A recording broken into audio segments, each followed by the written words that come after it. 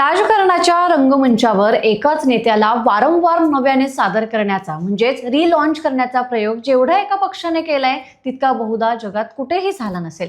निवडणुकीमागून निवडणूक हरल्यानंतरही पराभवांची मालिका 100च्या उंबरठ्यावर पोहोचलेली असतानाही काँग्रेस पक्ष आपल्या नेतृत्वाला नव्या पॅकेजिंगमध्ये जनतेसमोर आणण्याचा सातत्याने प्रयत्न करत आहे। अलीकडेच आयोजित करण्यात आलेला छात्रों की गूंज हा कार्यक्रम म्हणजे याच रणनीतीचा एक भाग मानला जातोय।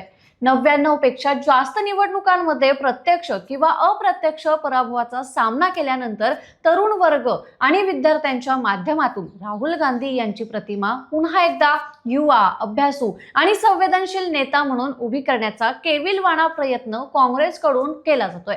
परंतु प्रश्न असा उपस्थित होतोय की केवळ कार्यक्रमाचं नाव बदलून किंवा विद्यार्थ्यांच्या गदारोळात भाषण देऊन राजकीय अपयश झाकता येतं का? देशातील सुजाण तरुण आणि नागरिक आज केवळ आकर्षक घोषणांवर विश्वास ठेवतात की ठोस कामगिरीवर? छात्रों की गूंज या कार्यक्रमाच्या माध्यमातून झालेला हा रिलॉन्चिंगचा प्रयत्न खरोखर यशस्वी ठरला की पुन्हा एकदा अयशस्वी प्रयोगांच्या यादीत जमा झाला? जाणून घेण्याचा प्रयत्न करूयात आजच्या या व्हिडिओमध्ये। पण त्याआधी एक आठवण म्हणून, तुम्ही जर अजूनही चॅनलला सबस्क्राईब केलं नसेल तर लगेच करा। नमस्कार, मी आरती आणि तुम्ही पाहताय बखर लाईव्ह।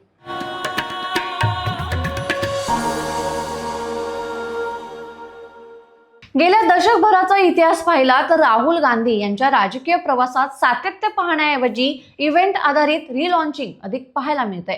2014च्या सार्वत्रिक निवडणुकीतील पराभवानंतर राहुल गांधींना एका नव्या रूपात मांडले गेलं।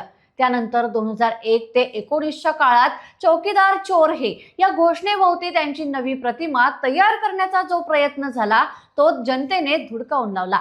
त्यानंतरच्या काळात भारत जोडो यात्रा, निरनिराळ्या विद्यापीठांमधील भेटी आणि आता छात्रों की गूंज यांसारखे उपक्रम आखण्यात आले।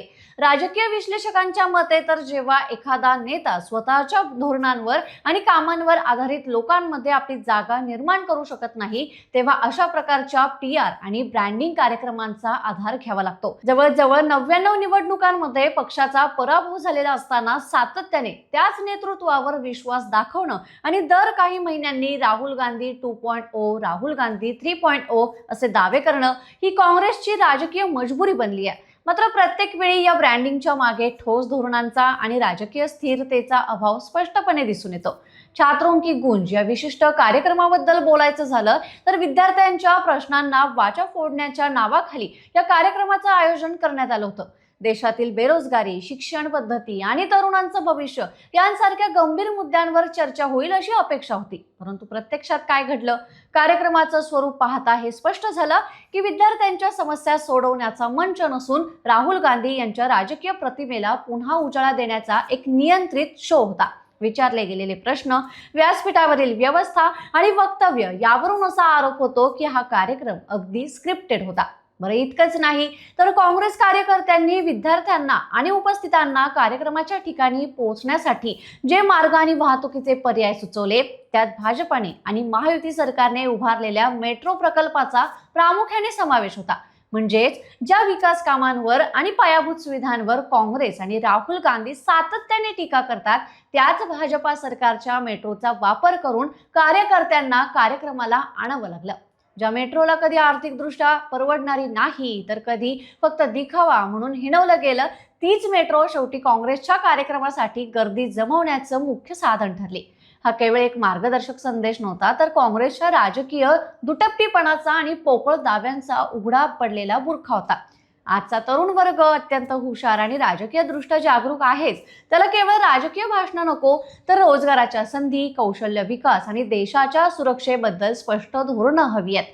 काँग्रेस शासित राज्यांमध्ये तरुणांच्या रोजगाराबाबत किंवा स्पर्धा परीक्षांच्या पारदर्शकतेबाबत काय स्थिती आहे यावर या कार्यक्रमात सोयीस्कर मौन बाळगण्यात आलं। त्यामुळे तरुणांच्या आवाजाचा वापर केवळ एका राजकीय नेत्याच्या इमेज मेकिंगसाठी केला गेला अशी टीका आता सर्व स्तरातून होतीये। राजकारणात पराभव आणि विजय हे एकाच नाण्याच्या दोन बाजू असतात, परंतु पराभवातून शिकून स्वतःच्या राजकीय भूमिकेत, विचारात आणि संघटनेत सकारात्मक बदल करणं याला खरं नेतृत्व म्हणतात। दुर्दैवाने काँग्रेस पक्षाची संपूर्ण रणनीती ही फक्त राहुल गांधींना कसं सादर करावं या एका मुद्द्याभोवती फिरताना दिसते। छात्रों की गूंज असो किंवा अन्य कोणताही भव्य कार्यक्रम, जोपर्यंत जनता आणि मतदारांचा प्रत्यक्ष विश्वास जिंकला जात नाही तोपर्यंत असे रिलॉन्चिंगचे प्रयत्न अयशस्वीच ठरत राहणार. 99 पराभवांचा इतिहास पाठीशी असतानाही राहुल गांधींना नव्या रूपात आणण्याचा हा आणखी एक प्रयत्न फसला आहे असंच आता म्हणावं लागेल. पण तुमचं याबद्दल काय मत आहे? छात्रों की गूंज यांसारख्या कार्यक्रमांमुळे राहुल गांधींची राजकीय प्रतिमा बदलू शकते का? तुमच्या प्रतिक्रिया काय आहेत आम्हाला कमेंट बॉक्समध्ये नक्की कळवा आणि अशाच ताज्या घडामोडींसाठी बखर लाईव्हला सबस्क्राईब करायला विसरू नका. धन्यवाद.